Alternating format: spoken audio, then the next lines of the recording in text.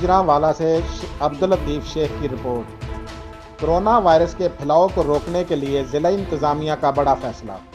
Corona سے متاثرہ مریضوں اور ان کے علاقہ کی جیو ٹیکنگ اور ہیٹ میپنگ کا فیصلہ۔